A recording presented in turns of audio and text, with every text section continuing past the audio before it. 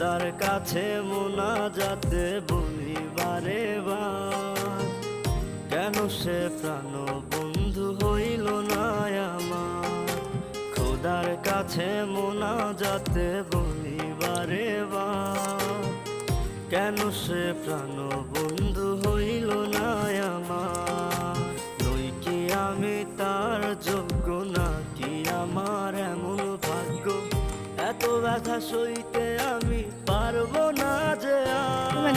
খোদার কাছে মোনাজাতে বলি বারে বার, কেন সে প্রাণ বন্ধু হইল না আমার।